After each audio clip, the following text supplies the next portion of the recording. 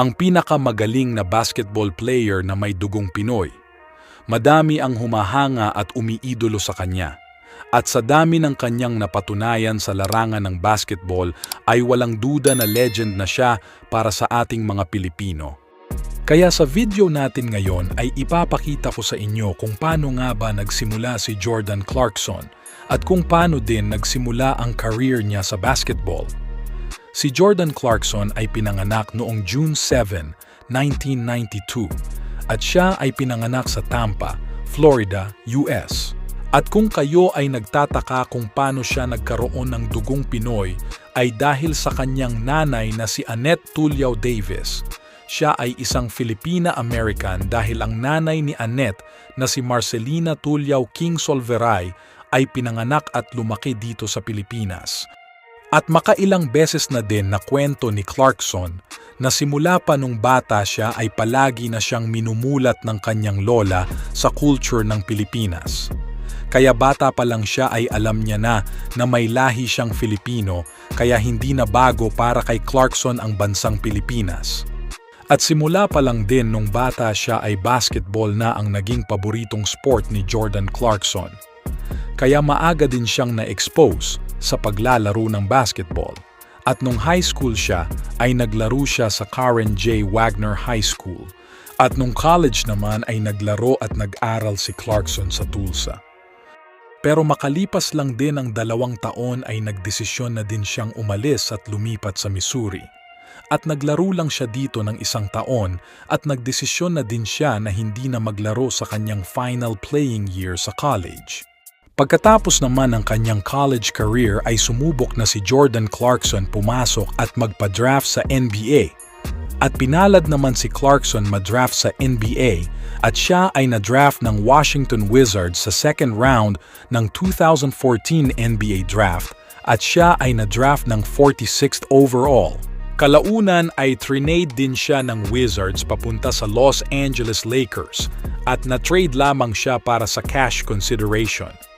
Sa umpisa ng season ay di siya ginagamit ng Lakers at madalas lang siyang naglalaro sa G League team ng Lakers.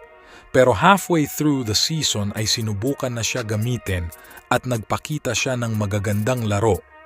Kaya nagdesisyon na ang Lakers na gawin siyang starting guard para sa remainder ng kanilang season. Nag-average si Jordan Clarkson ng 15.8 points, 5 assists, and 4.2 rebounds per games sa unang taon niya sa NBA at sa Lakers. At dahil maganda ang mga naging numero niya, siya ay pinalad na mapasama sa NBA All-Rookie First Team. At dahil nga sa naging maganda ang kanyang unang taon sa NBA ay naging starter na siya para sa Lakers at naging isa sa mga star player nila. Pero pagkatapos ng 4 na season sa Lakers ay nagdesisyon na ang Lakers na i-trade si Clarkson papuntang Cleveland Cavaliers.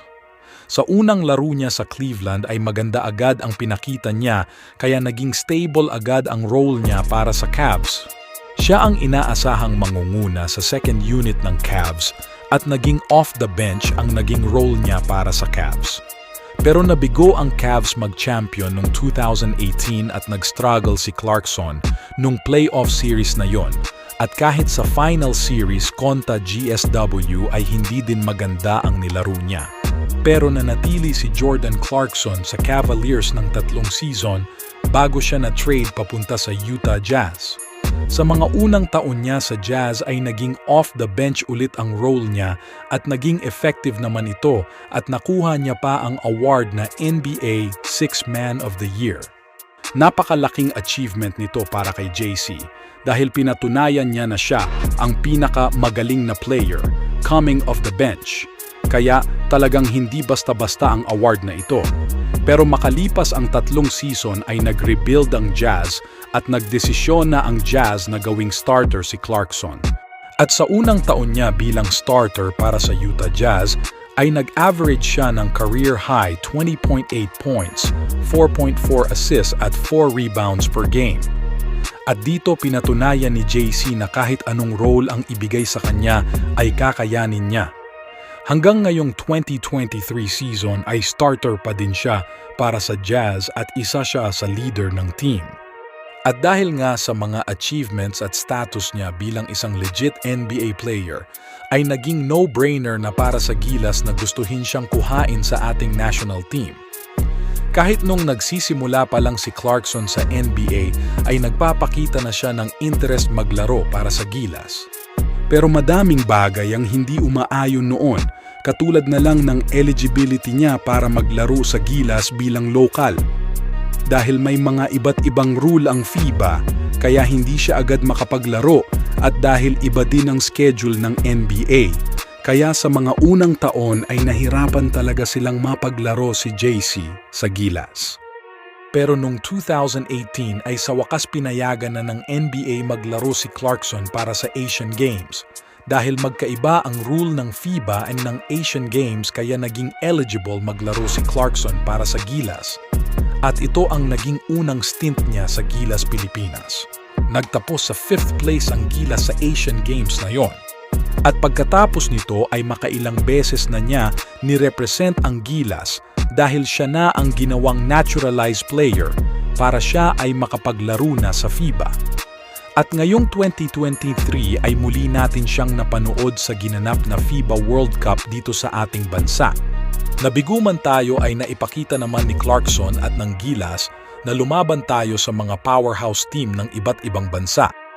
Nag-average si Clarkson ng 26.0 points, 4.6 rebounds, 5.2 assists, 1.2 steals. At sa huli ay binigay nila sa atin ang isa sa pinaka-memorable na panalo ng Gilas at yun ay nung talunin nila ang China.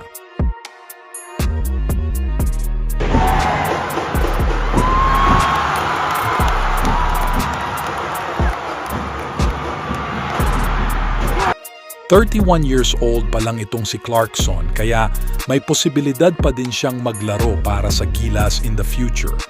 Pero kahit anong mangyari ay napatunayan na ni Jordan Clarkson na isa siya sa pinakamagaling na basketball player na may dugong Pinoy.